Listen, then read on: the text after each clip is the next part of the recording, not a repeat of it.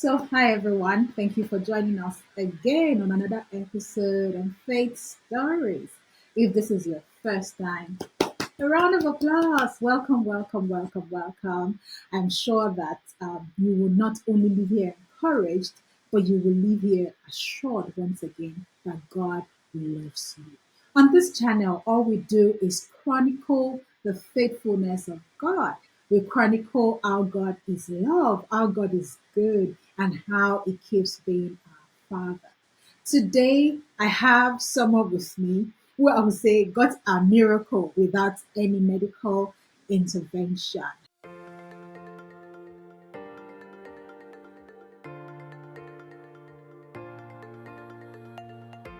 I have with me Mrs Nkiru Ajuzie. Welcome, welcome, welcome, Nkiru. Thank you for joining us. Hi, thank you for having me. Okay.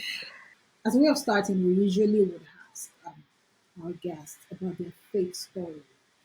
It is always interesting to get to know how people came to Christ.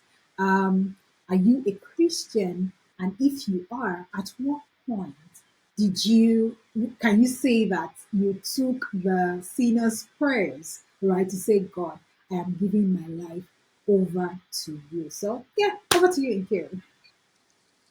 Okay, okay. So, thank you again for having me. So grateful to be here. I feel privileged. Okay, so first of all, normally most Africans or most Nigerians, let me narrow it down to our country, we are all born into Christian homes.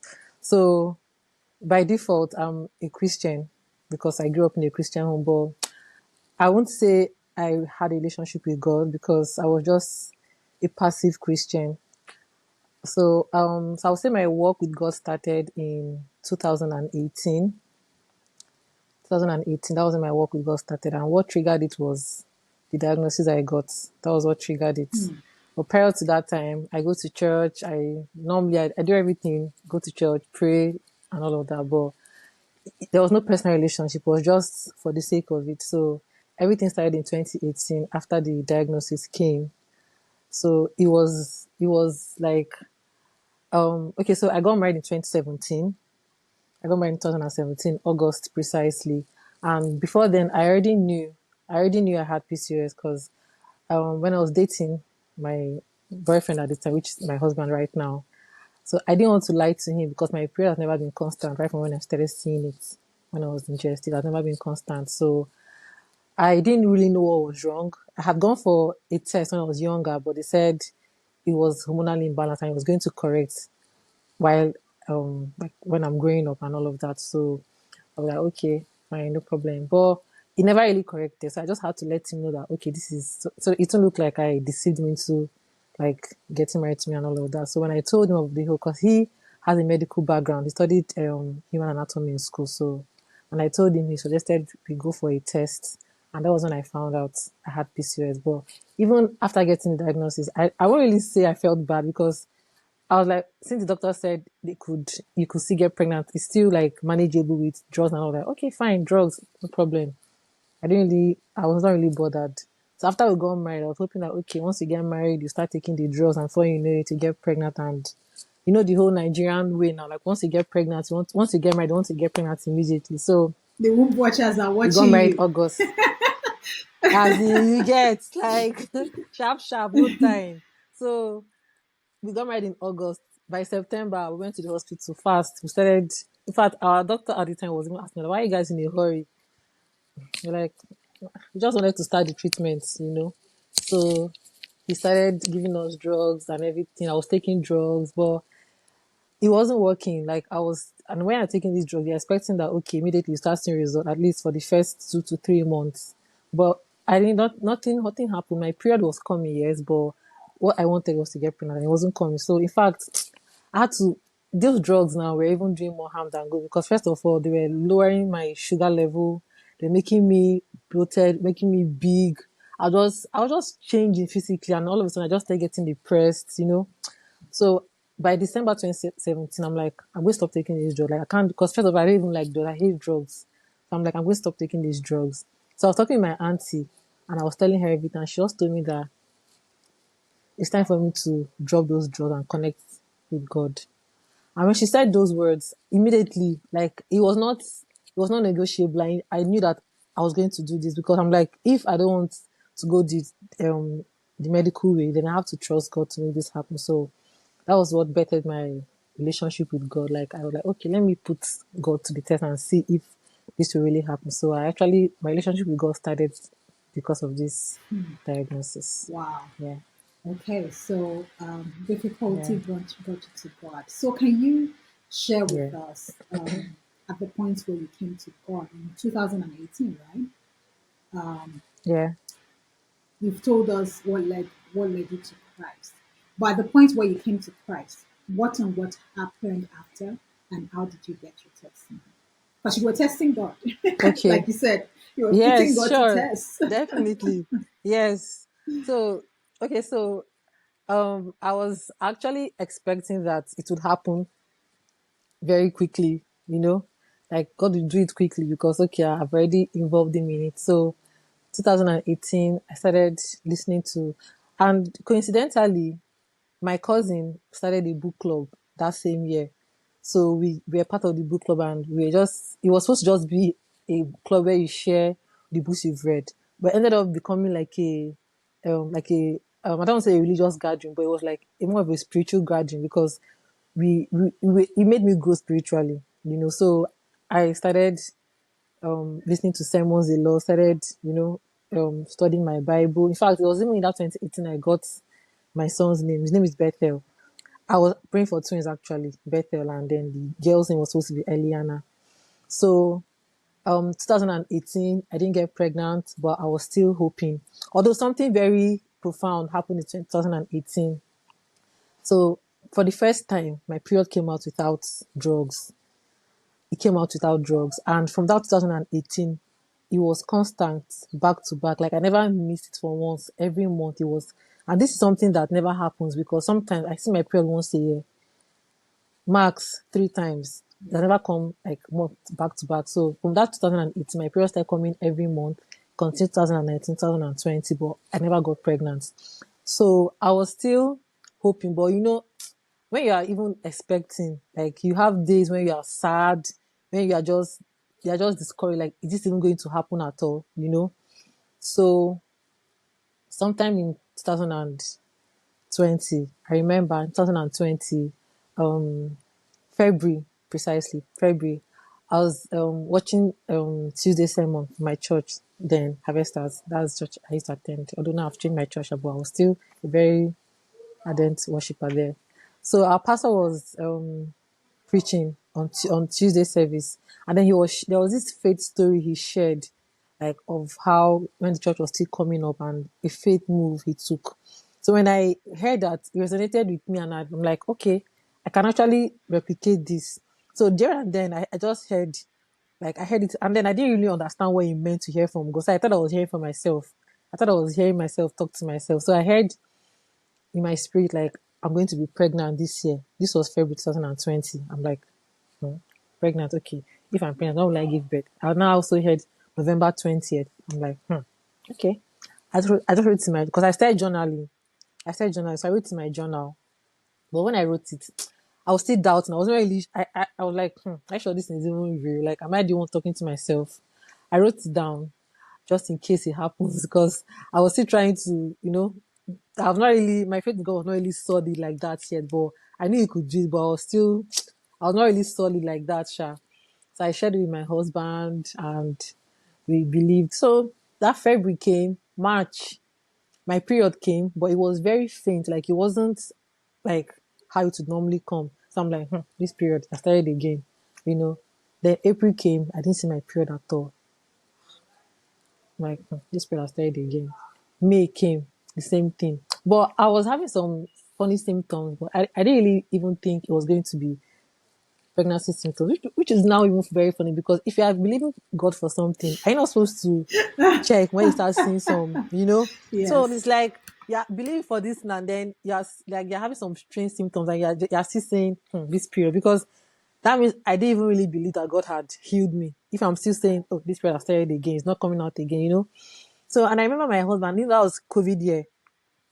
My husband was always telling me, take a pregnancy test, take a pregnancy. I'm like, I'm not taking it. I'm tired of having this like constant negative result. Like it's very heartbreaking, and it takes like sometimes it takes days to recover from a very negative test strip.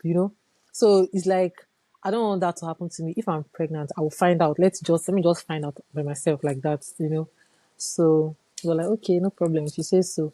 So on a Tuesday morning, I woke up. I was having very excruciating stomach ache. I was like, this thing's more than menstrual pain. This is not menstrual pain. This is very painful. I was even crying. My husband was like, we have to go to the hospital because this one is beyond the normal stuff. But we were like, let's go to the lab first and do a pregnancy test. So we went to the lab, did the pregnancy test. I was waiting for him in the car because I could not even sit. I was in so much pain. So when he came back to the car, he was like, babe, you're pregnant. I'm like, please, is this a joke? We're like, seriously, you're pregnant. And then he showed me the results. The moment I saw it, I knew I was having a miscarriage because what else could explain that pain I was feeling?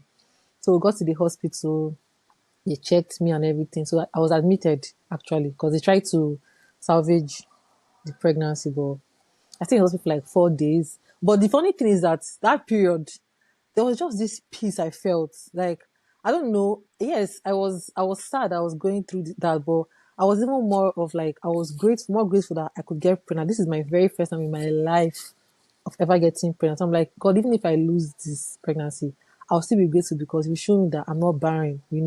So I was just peaceful. My mom was even telling me, don't worry, just be calm, just let God, like, whatever happened, let God's will just be done and everything. So I was still worshiping. I had songs that got me by like in that season. So I was just worshiping, praying and everything. So the blood was supposed to be reducing, but it kept on increasing.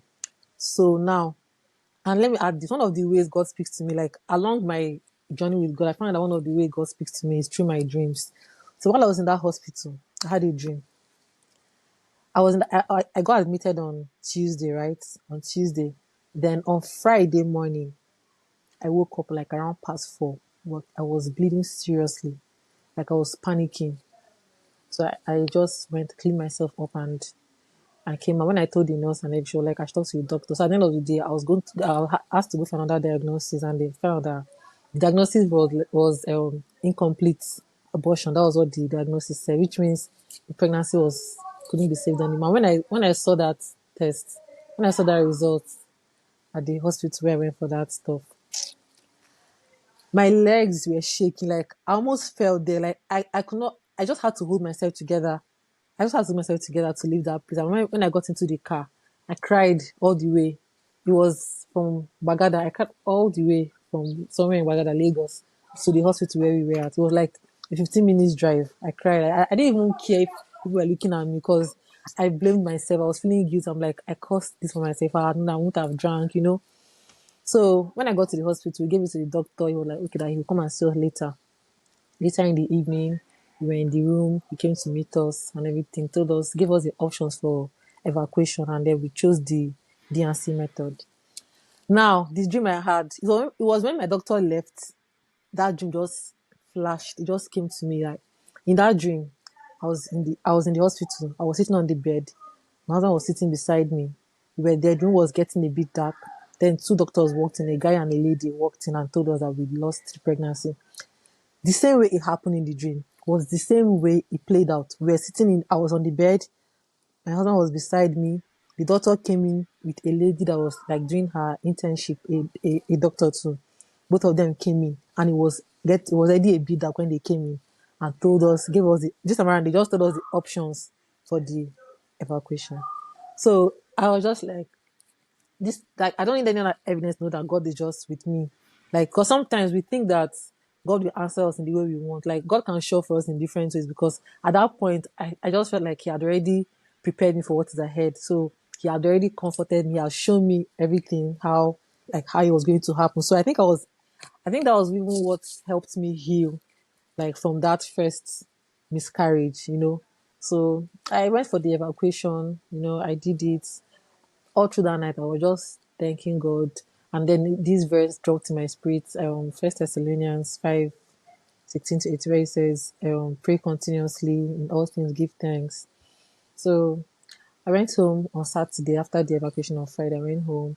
Although I won't really say like it was more of Thanksgiving. Obviously, I had days where I was sad. I was crying at night and everything. But it just made me hopeful that okay, I could get pregnant. So that was like the first. That was the first, very first time I experienced. I can say I experienced God's tangible power because I'm like, how do I explain this? You know, in the as in against all odds, I got pregnant. So I'm like, okay, I can hope for a miracle. If God did it, He can do it again. You get so So after the you got pregnant and had you chose the option for DNC, right? The baby was evacuated. yeah, yeah, How did your yeah. journey with God transform up to the point of you getting the miracle? Okay. So after the first miscarriage, my faith in God it grew. Like I'm like, okay, God, I've seen you move, and I can believe you for more. Like if this came, that means I believe that more will come. So I started, and the truth is, apart from even this thing that had this pregnancy stuff that even happened, like in my own life personally, I was seeing how God was transforming me, how He was changing me, because the thing about waiting on God is if you're just waiting on that thing you want, just waiting on it, you won't grow. So it's beyond waiting on what you want. It's what God is doing, the work He's doing while you're waiting. So I just submitted myself to God, like, okay, just change me, like do with me whatever you please, because I just realized that for me to have a delay in this getting pregnant, God wants to do something in my life, and He wants to give us exceptional children, and He needs us to be ready to raise the kind of children He wants to give. And my husband was even saying that because my husband is actually very spiritual. In fact, he was one of the people that um also fostered my relationship with God. So he also told me, also referred me to the Bible of just people that had delayed pregnancy and look at the kind of children they went on to have. So that means that God is up to something with us. So that 2020. So in 2020, same year, I saw a video. My cousin sent me a video of an interview of Pastor Mildred. I don't know if you know Pastor Mildred Yeah. Okonkwo. The Davis, yeah. So she also shared her story on infertility. She had also had PCOS and how she overcame it and how she stopped going to the hospital and all of that. And myself, I already decided I was not going to go into the hospital again, but I wasn't so convinced. I'm like, I don't know if, because everybody made it look like I was not serious. Like, why won't you want to go to the hospital? You know. So, but when I watched that video, my conviction became strong. I'm like, okay, if she didn't go to the hospital, it means I won't go to the hospital. And it's not just because I was trying to copy her, because I knew that these people will not give me what I want. And I'm like, my miracle will not come from the hospital. God wants my own route to be different. So I continued, my journey with God, continued, praying with him. I even now started praying. So okay, my husband was like, let's stop praying for this pregnancy. Let's start praying for other people. Let's start praying for other people. So just continued. So in 2021, 2021, my husband said, let's stop because after that first pregnancy, my period stopped. It didn't come again. It stopped coming. And I was asking my husband that my period has stopped. So how am I supposed to now get pregnant if this period has stopped coming? My husband has said, okay, let's start praying for pregnancy without menstruation. I'm like, how is that even possible? Pregnancy without menstruation. Ha. Man, that prayer is too big. Go. I cannot be for that kind of prayer. Like if God can make Sarah get pregnant at 90, that her wombs were dead already, like her womb was dead. What is this one? Like, I'm like, okay, let me shall just be praying it. Even if I don't really believe, let me just be praying it. So there was one night that year, January, I went to have my bath. So I was playing, I was playing this song in the bath because when I'm having how you're having your bath, it's like a whole concert in the bathroom. You pray there, you worship there, you do everything there. So I was having my bath and then I heard very clearly, God's giving me a bigger testimony. I heard it. And once I hear this kind of thing, when I have a dream, like in my journal, I don't know, my journal is not here, but I, everything, my whole life story, it's like everything is in that journal. So I wrote it on a sticky note and put it there. God is giving me a bigger testimony. And I wrote, one is pregnancy without menstruation. Every day I open my journal to write. I go to that page, I look at it, I'll be like, this thing you wrote, are you even sure? Like, I'll look at it, I'll be like, somebody must not see this thing, or they will laugh at you because, in fact, there was one day in fact, I was so close. In fact, I had taken it. I wanted to tear it and drink. I'm like, what kind of madness is this? Like, someone sees this thing. When they laugh at me, I took it out. I'm like, I'm going to throw this thing away. When I took it out, I'm like, no, no, no, just put it back. But I'll hide it in a place that nobody. So I hid it in the middle of my journal. I just left it there. I kept on praying. So and me, I now started watching like testimonies of other people. In fact, even in that 2021 self, okay, so in February, that 2021 February, my period came out. It came out. I'm like, God, thank you. But after that February, that was it. I did my period again throughout 2021. So, in March, Mother's Day, Pastor Mildred had this thing she did. She called it Faith Baby Shower. So it was for people that were expecting, people that were already pregnant, and people that were expecting to be pregnant. So, and you know how it is now. If you're expecting and you don't have a child, on Mother's Day you feel somehow. You feel like on Mother's Day, if you're expecting, you feel left out. So she just did it to make us feel like to belong. So I invited because I have a friend that is also waiting on God for. She's still waiting on God for a child even right now. We used to pray together and everything.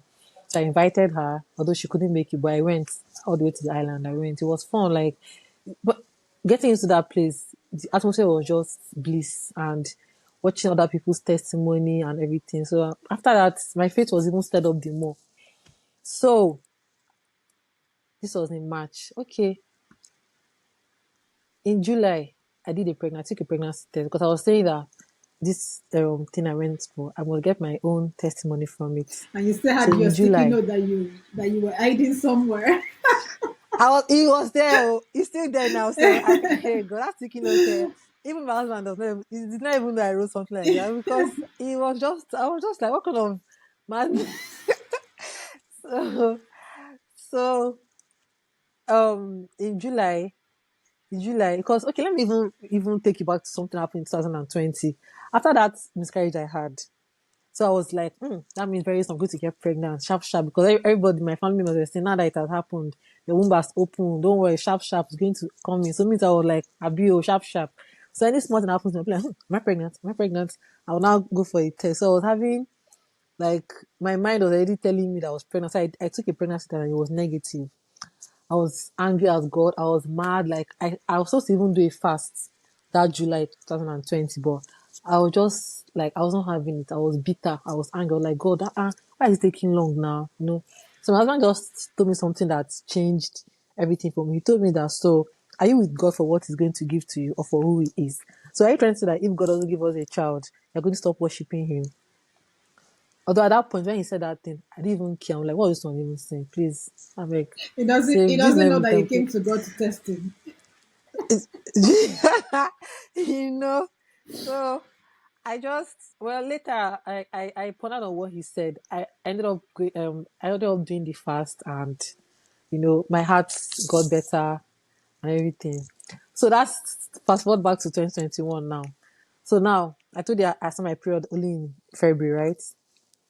So in July I took a pregnancy test. It was negative. I kept it. I'm like, the next test I would take is going to be positive. So I kept that negative pregnancy test, but I used my pen to mark it, to give it a double line. It was like, for me, it was like a faith move, you know. And I wrote the date on that test strip, like when I took the date and the time. I kept it in my drawer.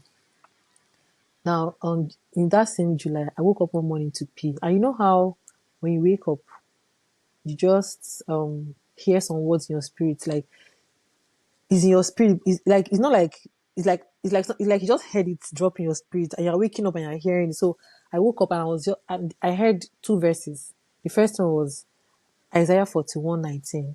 The other one, Isaiah 42:18. I'm like, okay, when I wake up, I'll go and check what these verses say. I slept back. When I woke up in the morning, when I went to do my devotion, I looked up Isaiah 41:19. I read it.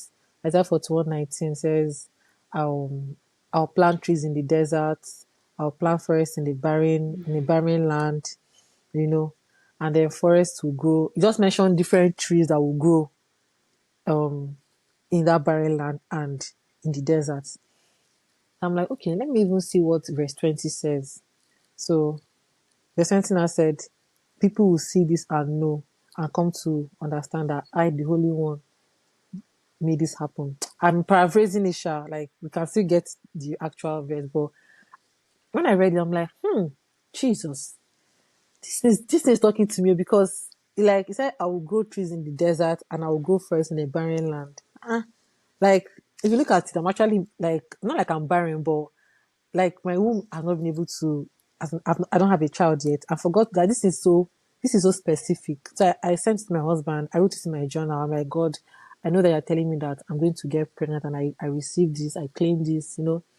So this was in July, like July 29th. Yeah. Then August came. In August, on 25th of August, I'll never forget. I was feeling some sort of way. I told my husband to get me test strips. I want to run a test. So I ran a test the next day. And when I did that test, it was positive. And this was like exactly like a month after I got that verse. But when I did that test now, I was also bleeding. I didn't want to believe I was miscarrying again. So we're just telling ourselves like it could be, when they say when your pregnancy just comes, they say it's implantation bleeding. So we're just saying implantation bleeding. But to be very honest, deep down, I knew because I was seeing clots. Implantation bleeding is mild, it's not heavy. This one was heavy, like menstrual flow, and it was having clots. And then when the test I did on the test strip, you could see blood on the test strip. But I was like, I just chose to believe that I was not miscarrying because I'm like, God already gave us His word in July. Like, He already gave us this word very clear. So there's no how, no matter what it is, this pregnancy will stay. Went to the hospital. Even if you do your own test in the house, when you get to the hospital, they will tell you to you run another one. You ran the test, it was positive. They asked me when was the last period. I could not even open my mouth to say my last period was in February because how do I explain that my last period was in February and I'm pregnant? When I even told the How did doctor they track February, it? he looked up like he looked up at me and said, "No, when was your last period?" I said February, but like February. I said yes. Are you sure you're pregnant? I said yes. I've taken the test in the hospital. But like, so how do I know how far gone you are now? Because it was too early to detect it from a scan. So he told me to go for It's one of them. there's some tests I did for what was that thing they call it, beta HCG test to check The your HCG pregnancy levels. hormone level. Yeah, your HCG level. So it was high, showing that I was actually pregnant. Now, when all the scans I went for, nothing was showing, so they assumed it was still very, very early. So they told me to wait for some weeks, at least 7 weeks, to be sure that the pregnancy is still, as in to be sure that they can now detect it with a scan. So I waited, and when it was now 7 weeks, I went back for a scan. Did you bleed throughout that And before 7 weeks then, or the bleeding stopped? no, no, no. Okay, so the bleeding, I bled for 4 days. I started bleeding on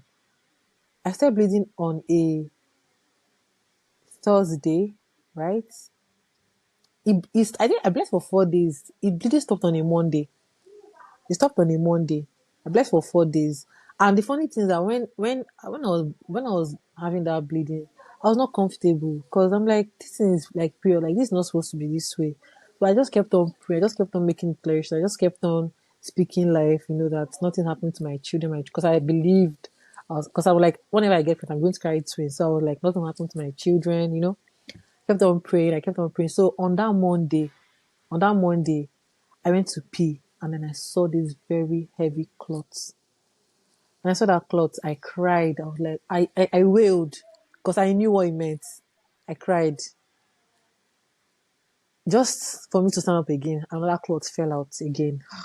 God, I was just like, God. And I was the only one at home. My husband had gone out. So I was just crying. You know how you're crying and moving around the house and you're just crying. And I went to the kitchen and then I was still bleeding. So I just heard in my spirit, go and wash up. The bleeding will stop. I went and washed up. And actually, the bleeding stopped. It stopped instantly. Like, the bleeding just, that was how the bleeding stopped. So I'm like, thank God. That means, I just felt like everything is fine. So I was now waiting. I know even when you have a miscarriage, you will still be having those pregnancy symptoms. The hormones doesn't clear off immediately. So I thought I was still pregnant because I was still urinating a lot. I was still having some pregnancy symptoms, but I didn't know it was just the leftover of the hormones in my system. So when I went for the scan, I was asked to go for that day. I've not been scared in my life. Like, I was so scared. In fact, I almost had a panic attack when I was asked to lie down. I lay down. I was just scared because I was scared of what they would find out. So they did the scan and everything. They won't tell you what. They just gave me the result. So on our way home, and I opened. This was now this. I told you I found out I was pregnant in August, right? Now this was in October. That's how long we waited to be very sure that okay, the scan will detect it. So this was in October now, October 17th. I'll never forget. That was the day we went for that scan. So on our way home, I opened it and they said what I saw was they didn't like this is there was no pregnancy and the what was that thing amniotic sac. What is it? What was that Yeah, thing they yeah, call it's it? amniotic sac, but there was no embryo Yeah, in it. it was empty. Yes, it was empty. Everything like it was just a negative report, and then all they said was, and then the nurse said they found they still found those follicles, those this ovaries, those follicles in the ovaries, because the man was asking me if my period was constant, so he could tell that I have PCOS. When I saw that test, when I saw that result, I just laughed. I think I was in denial. I laughed. That next morning, I woke up and I remembered everything from afresh. My heart was heavy. In fact, I didn't even bring the curtains down. The curtains were down. The room was dark. I didn't even I was on the bed all through. When I woke up in the morning, I heard my husband in the parlor. He was praying, worshiping, and crying. And I'm like, what's this one? You are praying. How can you be praying? Who are you praying to? Like, you're praying to, like, I was more like, oh, you see how they mind to pray to God after you had disappointed us. And the room door was open. I just went down. I didn't even say anything. So I just went down and banged the room door, closed the door, came back to light. I'm like, you're praying. How can you be praying? I was just there lying down. I was just, all the emotions were growing, anger, bitterness, anything you can think of. Then I was just there. All, all that was coming to my mind was cross God and die. That was all that was coming to my mind. That was all that was coming to my mind because I was just like, I was like, how am I going to go through this? Like, I could not even imagine seeing the next day. I could not even imagine, like, that day my husband had to just beg me, have your bath now, eat. Eat what? I couldn't even eat. So I have some friends I pray with, you know, because they knew I was pregnant. Because they knew I was pregnant. So when I gave them the news, all of them were very devastated. They were just like they just felt sad. But then there's this particular friend of mine. She's that friend. God bless her heart. She just like she's one of the friends I have like really godly friends, but she has this gift, like she has this gift of prophecy. So sometimes she comes to tell me things, and those things she tells me, they end up happening. So I remember this day, I was in the room.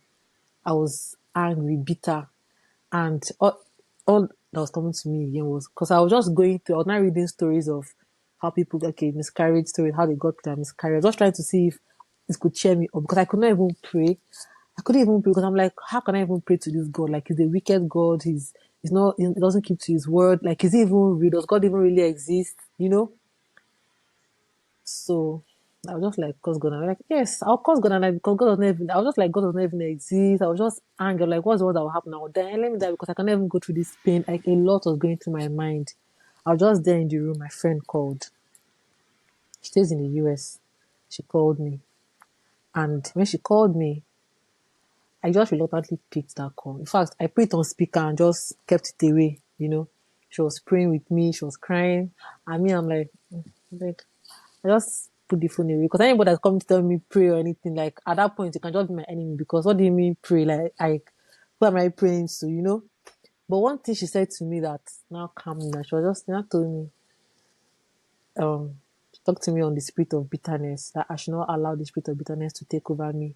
That the Bible study they just had today was talking about bitterness, and that was exactly what I was going to like. I was just at the verge of cursing God and dying in quotes, When she told me that thing, after that call, I just took a step back and just like calm down. But at some point, that miscarriage, you see, it tested. I think now looking back, it tested my relationship with God because I came to God first of all for what I could get. So now this was the time now to now test this two relationship we claim we have built with God. So at some point, I was even contemplating killing myself. In fact, I had already I wanted to drown myself in the bathtub. I already put water in the bathtub. I had filled up the bathtub because I work from home. So my husband goes to work and I always stay home alone most times. So that day he went out, I already put the water in the bathtub and I don't even know what stopped me because So, that period wow. was So, crazy. so you were, and I'm sorry you had to go through all of that. Yeah. But it's all in the past now. Thank God. hmm So, how did you came to the knowledge of God because you just wanted to test Him? You've heard of His wonders and all He could do. And then you came to this same God and He appeared like He was failing you, right? So, how did you Yeah. come out of that situation? And when you came out, how did you then navigate to getting your testimony? If you can just walk us through that briefly. Okay. Okay. So after that after that miscarriage, that was 2021 October. Even the whole of 2022, the whole of 2022 was a valid period for me. Like I was depressed. But the thing now is that I now started trying. So at first, I was blaming God, but later on, I thought it would be easier to blame myself. So I started blaming myself. Like, okay, maybe if I had taken God's promises seriously, I may have this may not have happened. If I was praying every day with the promise He gave me, this may not have happened. So I think I was just using that to console myself. My friends were also praying with me, encouraging me. So, but as much as I was depressed, I was also just trying to study my Bible, and I was still taking, like, looking back now, I was still with God, but maybe not in the way I expected. I was still with God, but I still had that grudge in my heart. It wasn't totally genuine. I was still coming to Him because I didn't want it to look like I was far away from God. And there was something that happened in 2022 that's kind of also like stir me up to like don't go far from God because the devil is actually trying to test you. So there was a time in 2022 in March, I had a lump in my breast. I think I shared it on my Instagram page. I had a lump in my breast. So that healing I got, that healing I got, it just made me know that God has not forgotten you because it's beyond this all of this pregnancy and everything. So Did the 2022 lump went by. I disappear? was still depressed. Did the lump? Yeah, it did. So I had that. Okay, so that lump, I had it for like a week. I just started feeling it. At first, when I felt the pain, at first, I don't know. I told you now, I was desperate to get pregnant. So whatever symptom I could get, that looked like pregnancy symptom was it for me. So I like, pain on my breast. Hey, am I pregnant? So when I first felt that lump, it came as a pain. It didn't come as a lump. I started feeling it as a pain first. And when I felt the pain was on my right breast, I'm like, I'm pregnant too. Yeah, I'm feeling a pain on my breast. But the thing is, like, I felt on one breast. I'm like, maybe very soon the second one too will start paining me, and then I'll be sure I'm pregnant. But the second one didn't start paining me, just this first one, and then the pain increased, and then I started feeling a lump, and then it started becoming a burning sensation. Like even to lay down, I have to like lift myself up if I want to turn on the bed. Like it was so painful. So I started praying. I was scared of going to the hospital because I was scared of what they would find in the hospital. So on a Sunday, one Sunday, I didn't go to my husband went to church. I could not even bring myself to church. I was just down. And I just remember that I had communion in my fridge. So I went to the fridge, took communion, I prayed, spoke everything I wanted. I just spoke healing and everything, and I took the communion. after doing that, you would think, oh, maybe my spirit to bounce back. But no, I was still down and everything. But I just chose to believe that it would happen. This was on a Sunday. The next morning I woke up, the pain had reduced by more than half. Like, I didn't expect it to work that fast, you know? And then all of a sudden, the lump started shrinking. Like, this was because when I was telling my husband to touch it, he was telling me that he couldn't feel anything. But I knew he could feel, but he just didn't want me to get scared. It was after the lump had disappeared that he now told me that he actually felt it, but he didn't want me to feel bad. The lump disappeared, like, after some days, it started shrinking.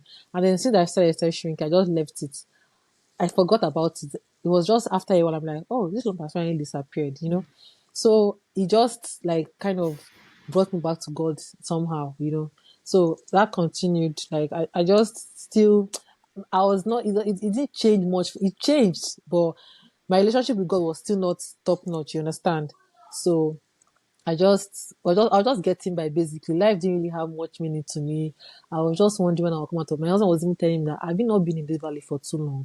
Come out of this place now. You've been here for too long. This now happened since last year. This year is almost over. This is a year plus. You're still here.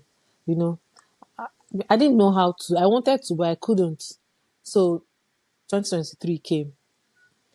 The same thing I continued. So in April now, 2023. My birthday is always in May, and there's this thing I do before my birthday. I fast. Yeah. Yeah, so I fast. I fast like on my birthdays. I fast on my like prior to my birthday. I start fasting like maybe 2 or 3 weeks before my birthday. I do 21 days fast. So I didn't even think I was going to do it that year because I was not even spiritually there, you know. So in sometime in April, I was just one morning, I was just thinking of my life, what kind of life am I even living? My life is just there. Nothing is really making sense to me. I think, like, I even tried starting another business, but it wasn't working because I was just trying to fill a void. I'm like, I can't continue living this way. I just need to, I don't know, but I just need something. I just need something to change. So I'm like, okay, let me just try and do fast and do a fast. Maybe my spiritual life will come, but let me just go on a spiritual revival, you know. So I just decided to go on a fast from April before my birthday, just so that my spiritual life will, you know, come back. So I started that fast in April 21. My birthday is on May 9th, so I started it on April 17th. Now that fast was supposed to be spiritual revival in quotes. I didn't know I needed healing because I've been carrying this bitterness in my heart. I've been carrying this anger towards God. In fact, I couldn't even cry anymore. My heart was so hard. Like, I couldn't even cry for like 8 months. I could not cry. So I started that fast. The first day of that fast, all I could do was just cry. Like, I don't even know how it happened, but I was even shocked. Like, I can't even believe I'm crying. I was crying and I was telling God how angry I am at Him, how He disappointed me, how I felt like He failed me, how my heart has been heavy. You know, I just really poured out my heart to Him. And that day, I felt so light. The second day, for like the first 3 days of that fast, all I could do was just cry and tell God how I felt. Before that fast ended, it was just as if I had like two anchor verses for that fast. The first one was out from Ezekiel where he says, I will take away your heart of stone and give you a heart of flesh. And the other anchor verse I had was the part of Jeremiah where he says, you will seek me and find me when you seek me with all your heart. You'll be found, I'll be found by you. So that fast, I actually really sought God with all my heart. And when that fast ended, I'm not even kidding. Like, it was as if God took out my old heart and gave me a new heart. And I felt so liberated. I felt so free. It was as if my relationship with God came back alive. It was afresh. In fact, at that point, I'm like, if I don't even have a child, I don't even care because all I just want to just to be with God and just, you know, just worship Him because I even now started apologizing to Him for all the time I was just angry at Him and everything. So this was in that fast ended in May 7th, and my birthday was on May 9th. So I continued my life, you know. So now May 27th, last year, still that 2023, in the morning. Okay, so before then, I took a pregnancy test because my period started coming again. My period started coming again in 2022. I started working out. I started living because God had already told me to. I know it sounds funny, but God told me to like work on my health, sha. So I started working out, I started living healthy. My period became constant, So, but when I missed my period in April, I said do not take another pregnancy test. My mom was not telling me, take this test. I'm like, no, I'm not taking this test. If I'm pregnant, I'll find out. She was like, take this test.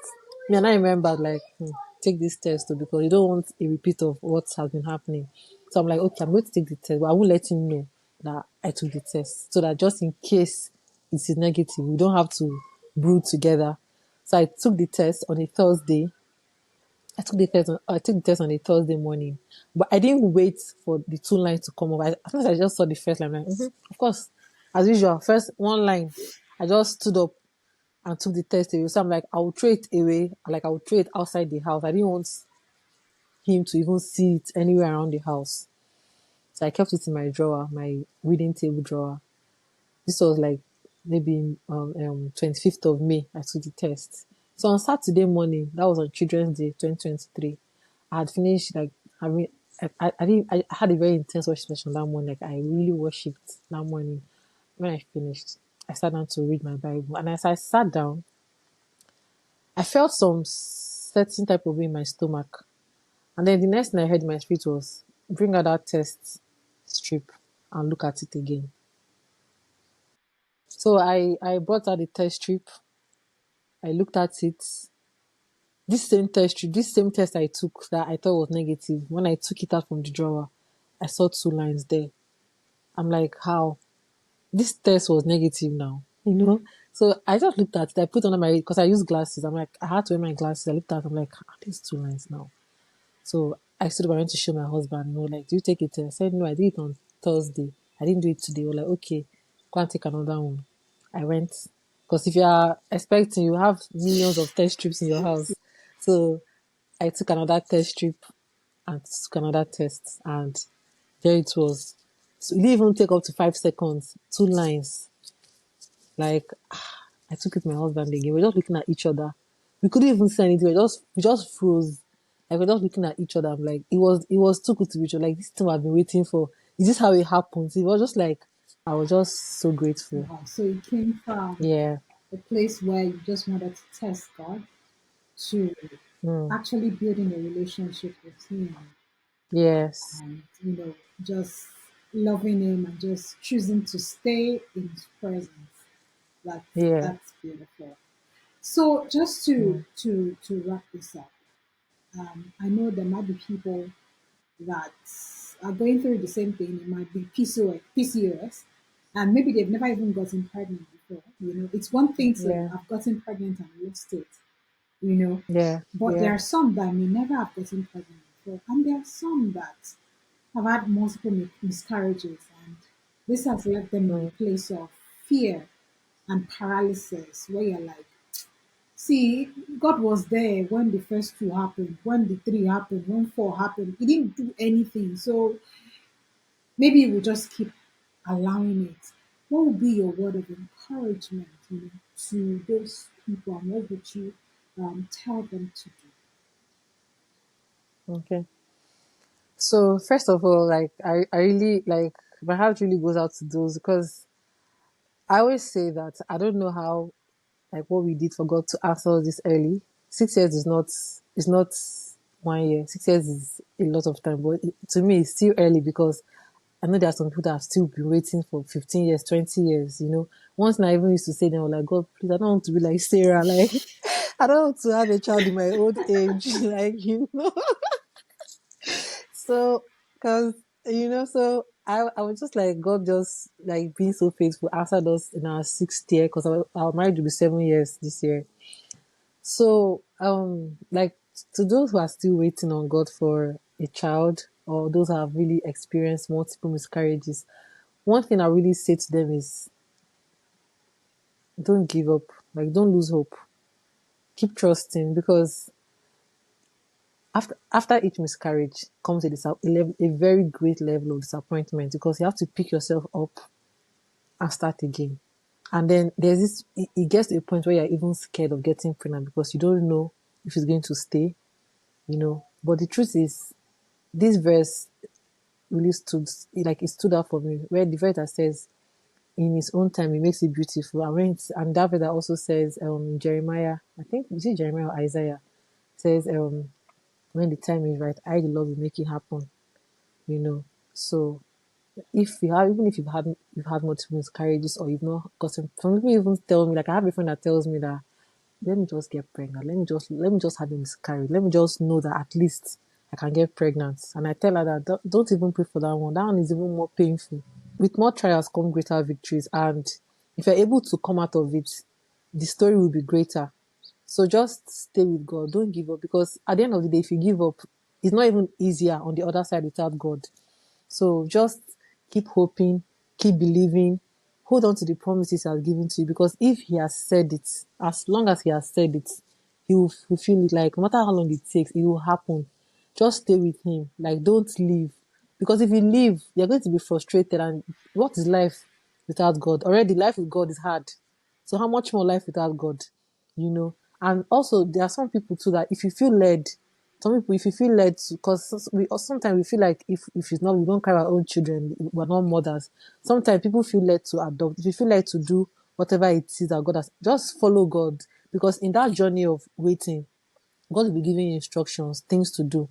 So just follow God, trust Him, don't give up, and also try and keep listening to encouraging testimonies.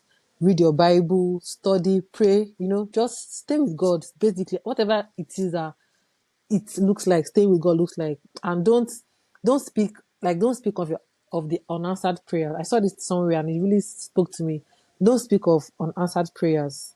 Instead of speaking of your unanswered prayers, you speak of, or you try to remember how faithful God has been. Because even if you don't have what you're looking for, there are other things you have that people don't have. I remember when I had that scare, that lump, it made me appreciate my life, and it made me like, even if, because I was like, okay, even if I had this lump now and ended up being cancer, God forbid, how will I even be alive to get pregnant? Will I even want this child again?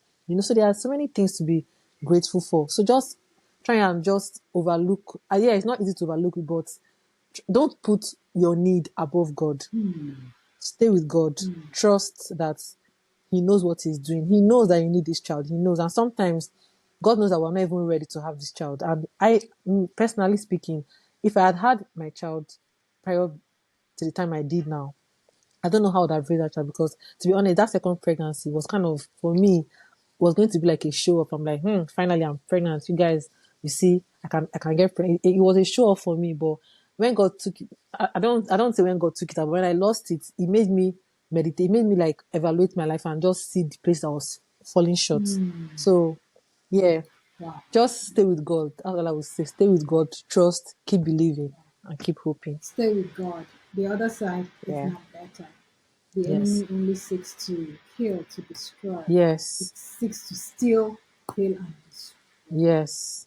And it is not Kill better and destroy. living God. Yes. Yes, it is Definitely. painful, and if you're going through Mm. this, I'm so sorry that you have. But I know for sure that God permits certain things in our lives to produce certain results.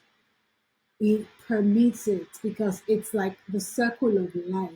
It's the same way when you give birth to a child, they have to go through some things that even to the child, it is tough. Like, why does teething have to hurt so much? Why do I have to walk and stumble? But those are all phases of life, right? And people go through it. It is painful, but it is easier when you go through it with God and in God's presence. The circle or the length can be cut short quicker when you stay with God and you understand the reason for the season, right? You can it's like quickly passing an exam to go to the next season. But when we don't see it from that perspective and we allow the enemy to afflict our mind with bitterness, we get stuck. It's like getting stuck in a grade and you can't move on. And that is all is the enemy is trying to do. So stay with God. Understand the reason for the season. When you see something that you should get and you're not getting it, stay with God because He's the only one that can make it clear. Is it the enemy that is afflicting? Is it something that you're supposed to, the affliction, is it meant to produce something in you? If it's meant to produce something in you, stay with God and know it quickly and allow the Holy Spirit to work it out in you so that you can quickly get to the end of the journey. I hope you've been encouraged and super, super blessed today. Thank you for staying to the end of this session. Thank you for listening to this. And I pray that, as you go on, the Holy Spirit will help us. Just the same way the Holy Spirit helped Nkiru and, dropping nuggets, dropping words of encouragement, giving her joy, and just giving her peace, even in the midst of the storm. I pray that the Holy Spirit will do the same thing for each and every one of us. Thank you for joining us again. Until we come your way again, God bless you.